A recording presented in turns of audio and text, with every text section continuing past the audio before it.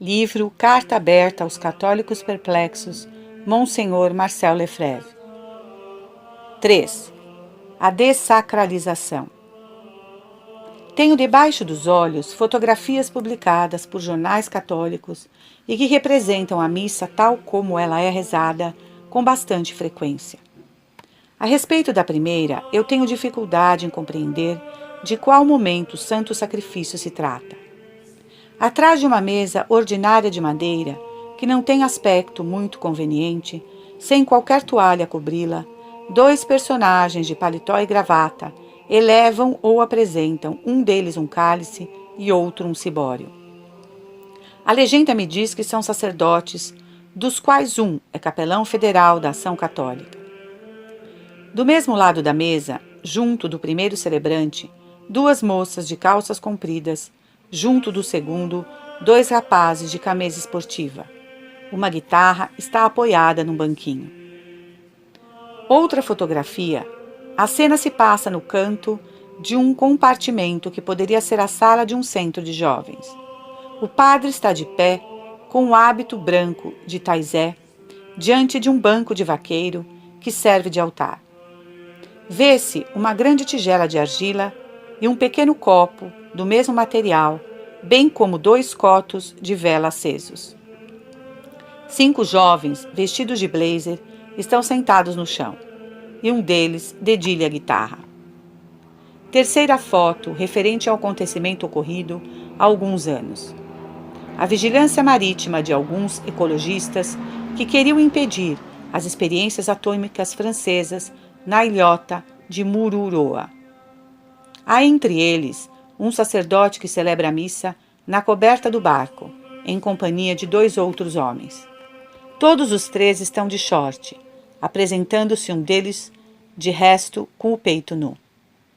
O padre ergue a hóstia sem dúvida para elevação. Ele não está nem de pé, nem ajoelhado, mas sentado, ou antes recostado, numa superestrutura da embarcação. Um traço comum se depreende dessas imagens escandalosas. A Eucaristia foi rebaixada a um nível de um ato corriqueiro na vulgaridade do ambiente, dos instrumentos utilizados, das atitudes, dos trajes. Ora, as revistas ditas católicas, vendidas nos mostruários das igrejas, não apresentam essas fotografias para criticar tais maneiras de proceder, mas, ao contrário, para recomendá-las. Lavie julga mesmo que isso não é suficiente. Utilizando, conforme o seu hábito, trechos de cartas de leitores para dizer o que ela pensa sem se comprometer, escreve: a reforma litúrgica deveria ir mais longe. As repetições desnecessárias, as fórmulas sempre repisadas, toda essa ordenação freia uma verdadeira criatividade. O que deveria ser a missa? O seguinte: nossos problemas são múltiplos, nossas dificuldades crescem e a igreja parece estar ausente. Frequentemente se sai da missa enfadado. Há como um deslocamento entre nossa vida, nossas preocupações do momento e o que se nos propõe a viver no domingo. Certamente sai enfadado de uma missa que se esforçou em descer ao nível dos homens, em lugar de elevá-los para Deus, e que, mal compreendida, não permite superar os problemas. O encorajamento a ir ainda mais longe traduz uma vontade deliberada de destruir o sagrado. Despoja-se, assim, o católico de alguma coisa que lhe é necessária, a qual ele aspira, pois é levado a honrar e reverenciar tudo que tem uma relação com Deus. Quanto mais a matéria do sacrifício destinada a tornar-se o seu corpo e o seu sangue. Por que confeccionar hóstias cinzentas ou marrons, deixando uma parte do seu grão? Quer-se fazer esquecer a expressão suprema do novo ofertório, Hanc Immaculatam Hostiam. Esta hóstia imaculada? Mas esta é uma inovação menor. Ouve-se falar frequentemente da consagração de pedaços de pão comum, fermentado em lugar do trigo puro, prescrito e cujo emprego exclusivo foi ainda relembrado recentemente na instrução Inaestimabile Donum. Todos os limites tendo sido ultrapassados, viu-se mesmo um bispo americano recomendar a confecção de bolinhos com leite, ovos, levedura, mel e margarina. A dessacralização se estende às pessoas consagradas ao serviço de Deus, com o desaparecimento do traje eclesiástico para os sacerdotes e religiosas, o uso apenas do primeiro nome, o tratamento por tu ou você, o modo de vida secularizado em nome de um novo princípio, e não, como se tenta fazer crer, por necessidades práticas. Acrescento como prova disso essas religiosas que abandonaram seu claustro para morar em apartamentos alugados em cidades, fazendo assim uma dupla despesa, que deixam o véu e devem arcar com os gastos em idas regulares ao cabeleireiro. A perda do sagrado conduz também ao sacrilégio. Um jornal do oeste da França nos informa que o concurso nacional de dançarinas se realizou em 1980 na Vendéia. Houve uma missa durante a qual as candidatas dançaram, distribuindo algumas delas em seguida a comunhão. Além disso, a cerimônia foi coroada com uma dança em roda, da qual participou o celebrante com paramentos sacerdotais. Não tenho a intenção de estabelecer aqui um catálogo dos abusos atuais, mas de dar alguns exemplos, mostrando por que os católicos de hoje têm toda a razão de estarem perplexos e mesmo escandalizados. Não revelo nenhum segredo. A própria televisão se encarrega de difundir nos lares, durante a emissão de domingo de manhã, a desenvoltura inadmissível que bispos ostentam publicamente em relação ao corpo de Cristo, como nessa missa televisionada de 22 de novembro de 1981, na qual o cibório foi substituído por cestos que os fiéis passavam uns para os outros e que acabaram por serem postos no chão com o que restava das sagradas espécies. Em Poitiers, na Quinta-feira Santa do mesmo ano, uma concelebração com um grande aparato consistiu em consagrar promiscuamente pães e jarras de vinho sobre mesas aonde cada um vinha se servir. Os concertos de música profana organizados nas igrejas são agora generalizados. Aceita-se mesmo emprestar os lugares de culto para audições de música rock, com todos os excessos que elas acarretam. Igrejas e catedrais foram entregues à orgia, à droga, às imundícies de toda espécie, e não é o clero local que efetuou cerimônias expiatórias, mas grupos de fiéis justamente revoltados com esses escândalos.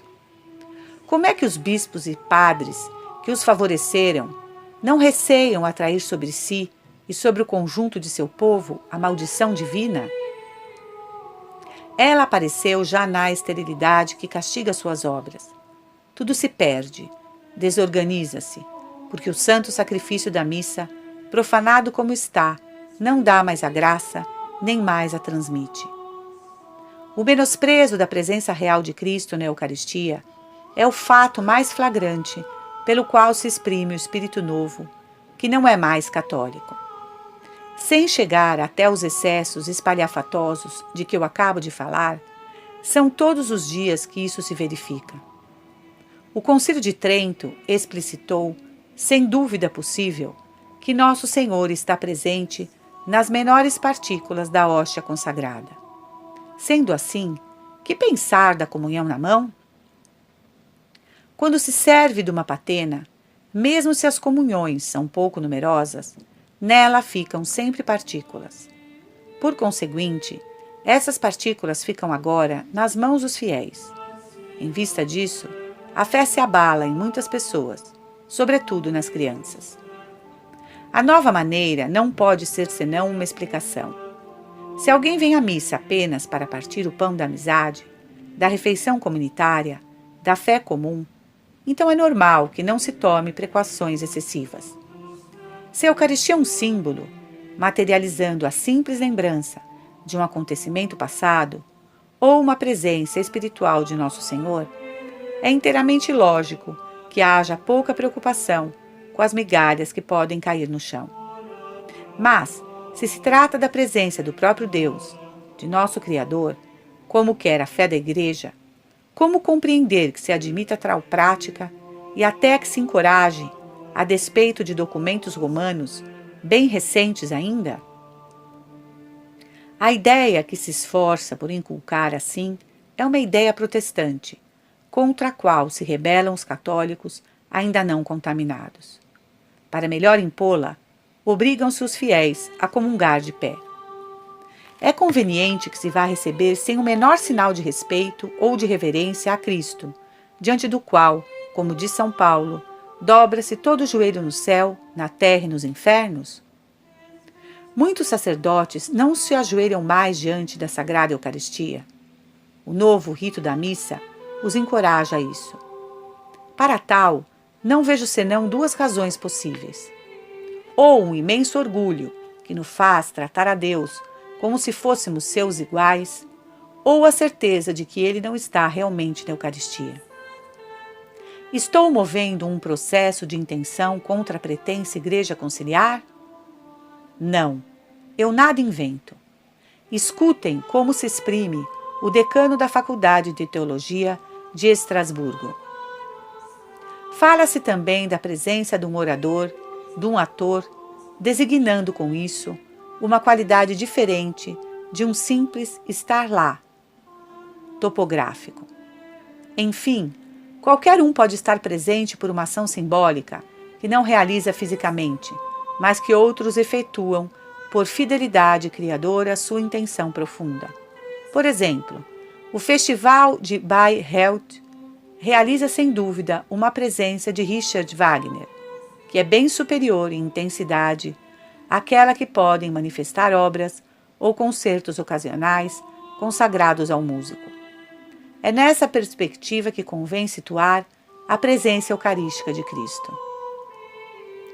Comparar a missa ao Festival de Bayreuth? Não, decididamente. Não estamos de acordo, nem nas palavras, nem na música. Quarto, a Missa Nova.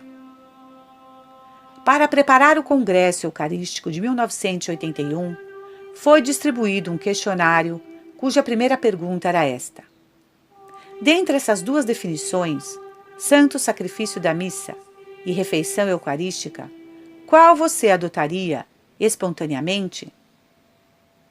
Haveria muito a dizer sobre esta maneira de interrogar os católicos, deixando-lhes de algum modo a escolha e fazendo apelo a seu julgamento pessoal num assunto no qual não cabe a espontaneidade. Não se escolhe sua definição de missa como se escolhe um partido político. A insinuação não resulta numa imperícia do redator deste questionário. É preciso convencer-se disso. A reforma litúrgica tende a substituir a noção e a realidade do sacrifício pela realidade de uma refeição. É assim que se fala da celebração eucarística, da ceia, mas o termo sacrifício é muito menos evocado. Ele desapareceu quase totalmente nos manuais de catequese, bem como da pregação. Está ausente do cânon número 2, dito de Santo Hipólito.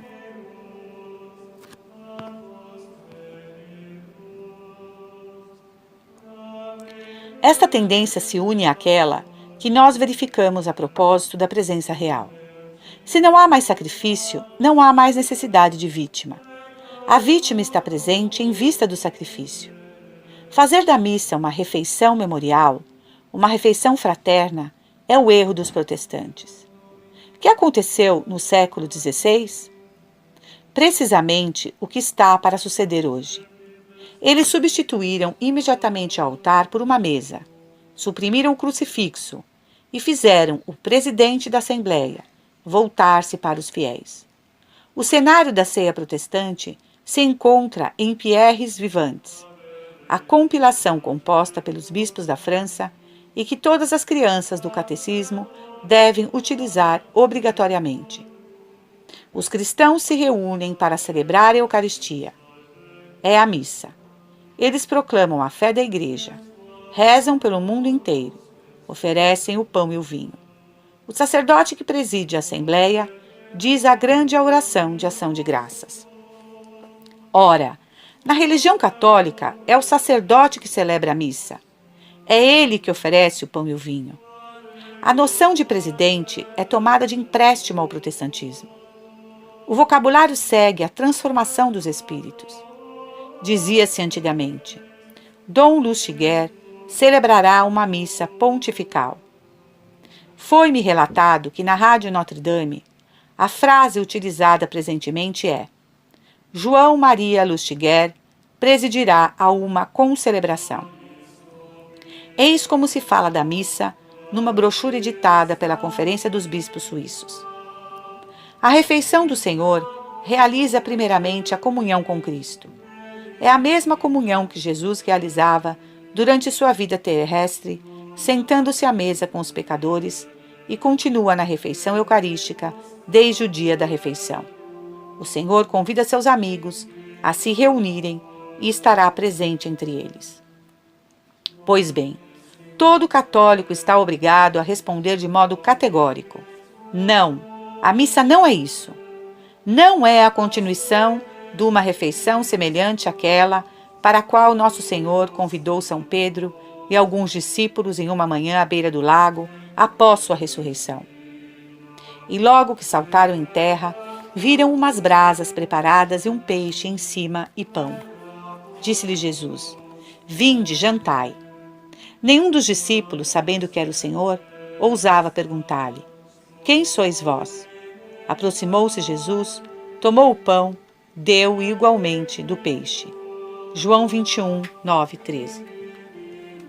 A comunhão do sacerdote e dos fiéis é uma comunhão com a vítima que se ofereceu sobre o altar do sacrifício. Esse é maciço, de pedra. Se não for, contém ao menos a pedra d'ara, que é uma pedra sacrificial. Nela se incrustaram as relíquias dos mártires, porque deles ofereceram seu sangue pelo seu mestre. Essa comunhão do sangue de Nosso Senhor com o sangue dos mártires nos encoraja a oferecer também as nossas vidas. Se a missa é uma refeição, eu compreendo porque o padre se volta para os fiéis. Não se preside a uma refeição dando as costas aos convivas. Mas um sacrifício se oferece a Deus, não aos assistentes. É por essa razão que o padre, à frente dos fiéis, se volta para Deus, para o crucifixo que domina o altar. Insiste-se a toda hora no que o novo missal chama o relato da instituição. O Centro Jean Bart, centro oficial do Bispado de Paris, declara: no coração da missa há um relato. Mais uma vez, não. A missa não é uma narração, é uma ação. 3 condições indispensáveis existem para que ela seja a continuação do sacrifício da cruz: a oblação da vítima, a transubstanciação, que a torna presente efetivamente, não simbolicamente, a celebração por um sacerdote, que toma o lugar do sacerdote principal, que é Nosso Senhor, e que deve ser consagrado por seu sacerdócio. Assim, a missa pode alcançar a remissão dos pecados. Um simples memorial, um relato da instituição acompanhado de uma refeição, estaria longe de ser suficiente para isso. Toda a virtude sobrenatural da missa provém de sua relação com o sacrifício da cruz. Se não se acredita mais nisso, não se acredita mais em nada da Igreja. Essa não tem mais razão de ser. Não se deve pretender mais ser católico. Lutero havia compreendido muito bem que a missa é o coração, a alma da Igreja. Ele dizia: destruamos a missa e teremos destruído a Igreja. Ora, percebemos que o Novus Ordo Missae, isto é, a nova regulamentação adotada após o concílio, alinha-se sobre concepções protestantes, ou pelo menos se aproxima perigosamente delas. Para Lutero, a missa pode ser um sacrifício de louvor, ou seja, um ato de louvor, de ação de graças, mas não certamente um sacrifício propiciatório que renove e aplica o sacrifício da cruz. Para ele, o sacrifício da cruz se realizou num momento determinado da história. É prisioneiro dessa história. Nós não nos podemos aplicar os méritos de Cristo, a não ser pela nossa fé em sua morte e em sua ressurreição. Ao contrário, a Igreja afirma que o sacrifício se realiza misticamente, de uma maneira incruenta, pela separação do corpo e do sangue sob as espécies do corpo e do vinho. Essa renovação permite aplicar aos fiéis presentes os méritos da cruz, perpetuar essa fonte de graças no tempo e no espaço. O Evangelho de São Mateus termina com essas palavras: E eis que eu estou convosco todos os dias, até a consumação dos séculos.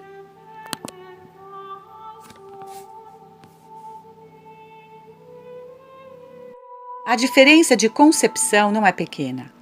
Não obstante, fazem-se esforços para reduzi-la pela alteração da doutrina católica, e dessa alteração se podem observar numerosos sinais na liturgia. Lutero dizia: o culto se dirigia a Deus como uma homenagem. De agora em diante, ele se dirigirá ao homem para consolá-lo e iluminá-lo. O sacrifício ocupava o primeiro lugar. O sermão vai suplantá-lo. Isso significa a introdução do culto do homem e, dentro da igreja, a importância dada à liturgia da palavra. Abramos os novos missais. Essa revolução se realizou neles. Uma leitura foi acrescentada às duas que existiam, bem como uma prece universal, utilizada frequentemente para transmitir ideias políticas ou sociais, contando com a homilia. Termina-se num desequilíbrio em proveito da palavra. Acabado o sermão, a missa está bem perto de seu fim. Na Igreja Católica, o sacerdote é marcado por um caráter indelével que faz dele um alter Christus. Só ele pode oferecer o santo sacrifício. Lutero considera a distinção entre clérigos e leigos como a primeira muralha elevada pelo romanismo. Todos os cristãos são sacerdotes. O pastor não faz senão exercer uma função presidindo a missa evangélica. O novo ordo, o eu do celebrante, foi substituído pelo nós. Escreve-se por toda parte que os fiéis celebram, são associados aos atos cultuais, leem a epístola, eventualmente o evangelho, distribuem a comunhão, fazem por vezes a homilia, que pode ser substituída por uma conversa em pequenos grupos sobre a palavra de Deus. Reúnem-se com antecedência para estabelecer a celebração do domingo. Mas isso não passa de uma etapa.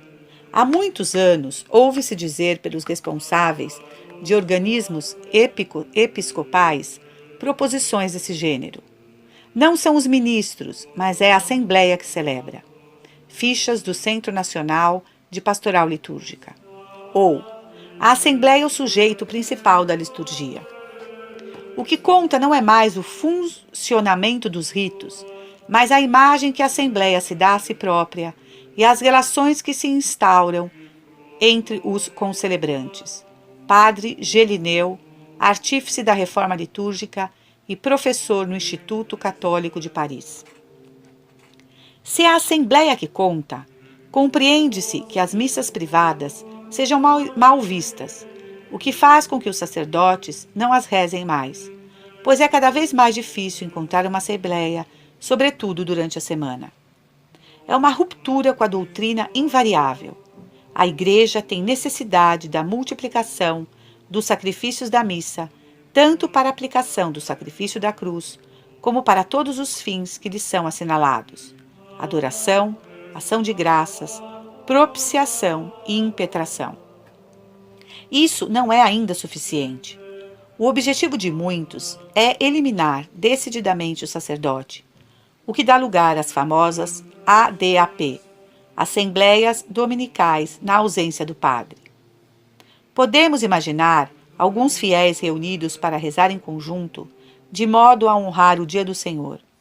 Ora, essas ADAP são na realidade uma espécie de missas em branco, às quais só falta a consagração.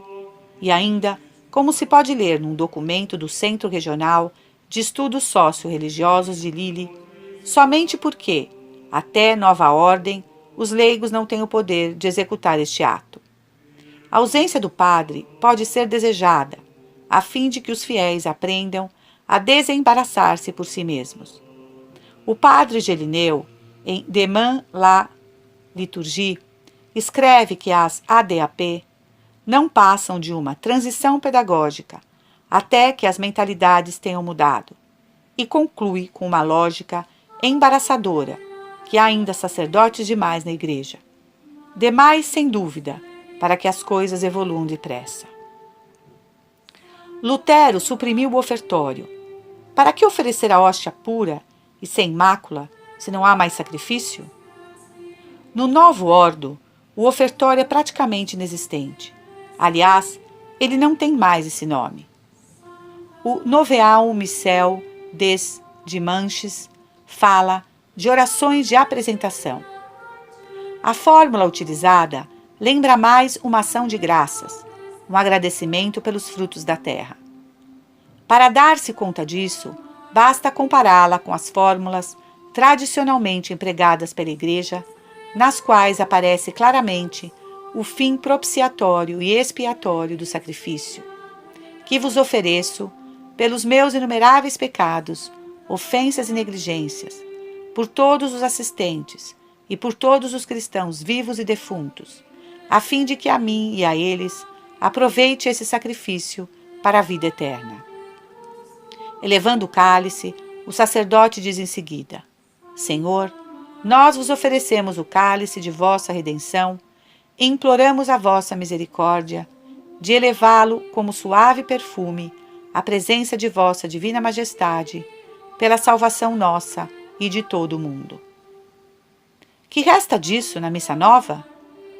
O seguinte: Bendito és Deus do universo, tu que nos dás este pão, fruto da terra e do trabalho dos homens. Nós te apresentamos, ele se tornará o pão da vida. E igualmente para o vinho, que se tornará o vinho do reino eterno. De que serve acrescentar um pouco adiante? Lava-me de minhas faltas, Senhor, purifica-me de meu pecado. E que o nosso sacrifício neste dia encontre graça diante de ti? Qual o pecado? Qual o sacrifício?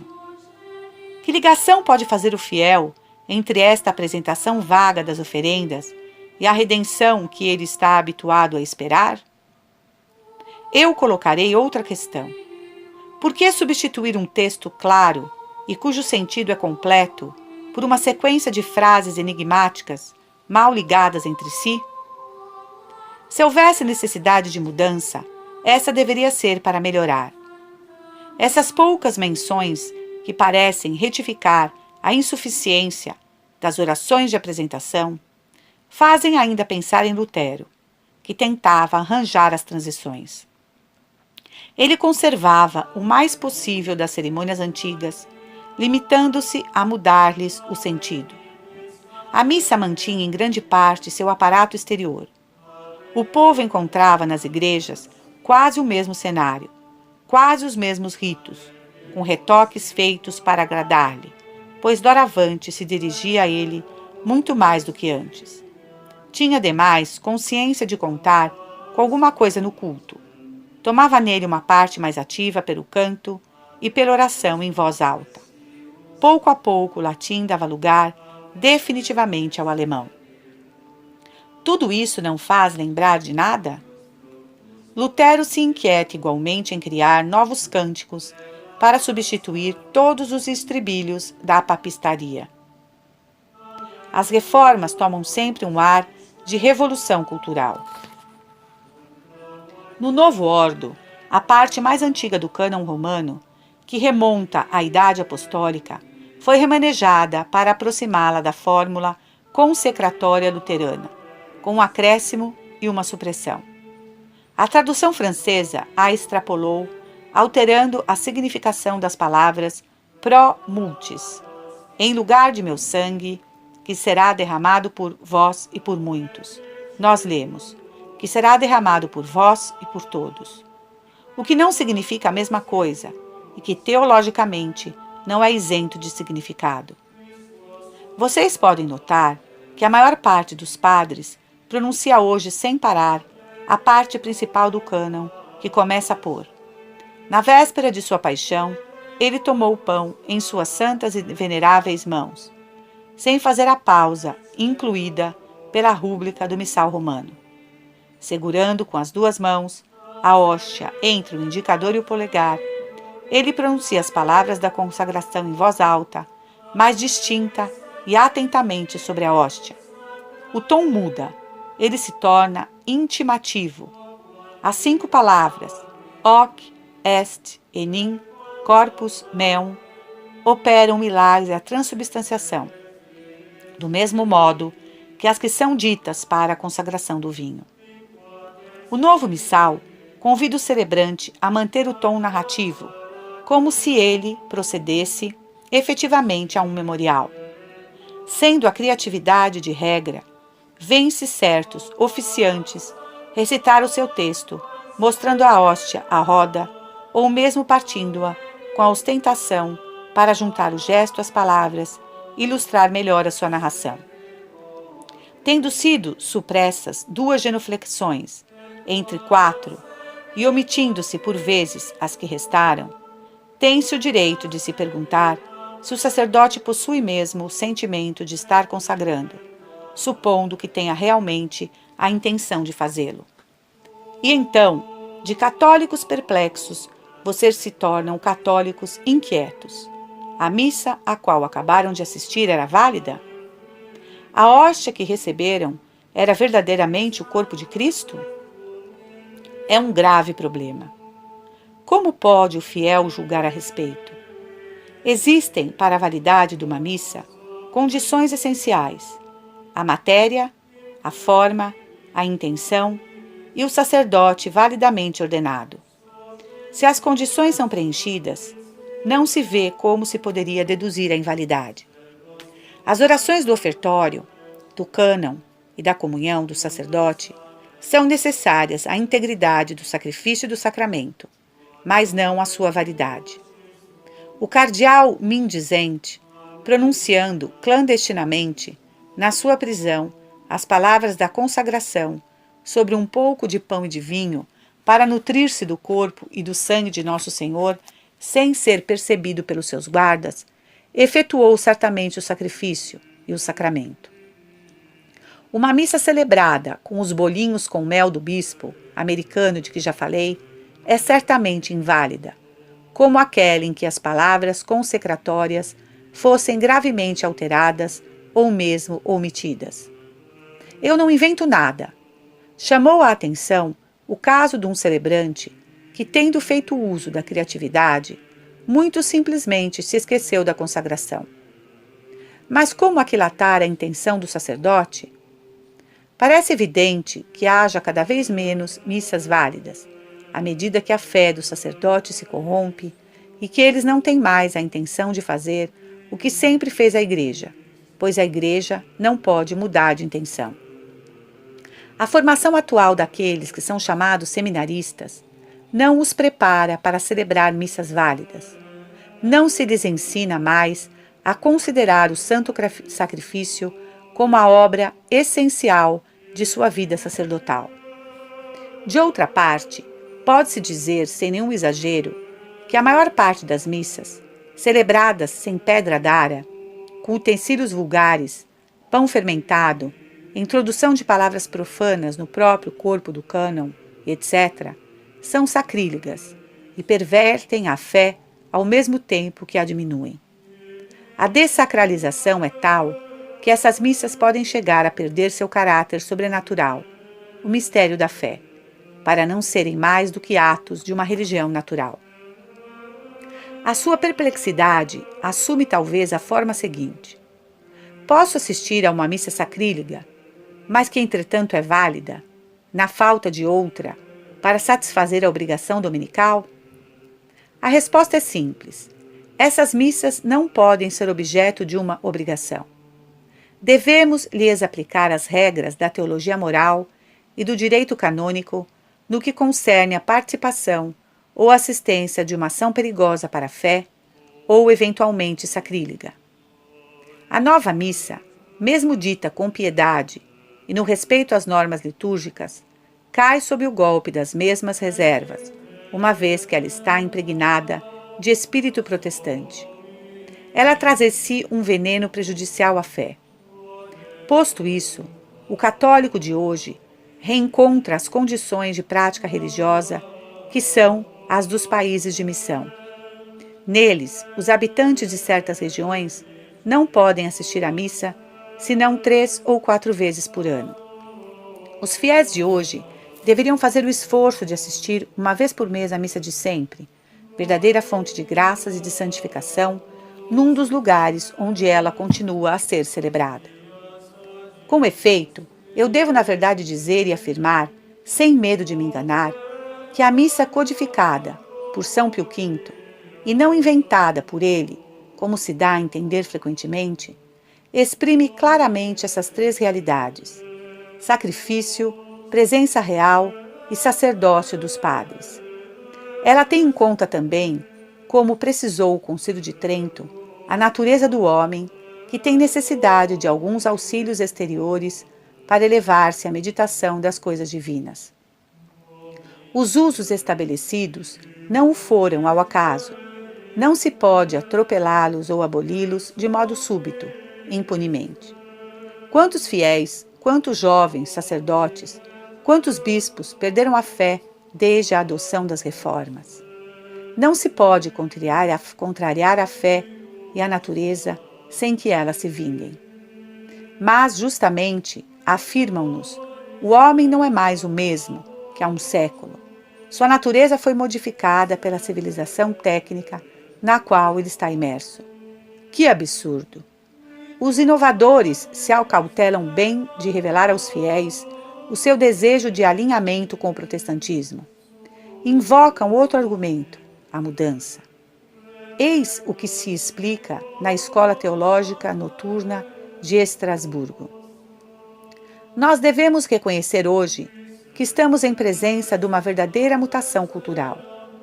Certa maneira de celebrar o memorial do Senhor estava ligada a um universo religioso que não é mais o nosso. Está dito em poucas palavras e tudo desaparece. É preciso recomeçar da estaca zero. Tais são os sofismas de que servem para fazermos mudar a nossa fé. O que é um universo religioso? Seria melhor falar francamente e dizer, uma religião que não é mais a nossa.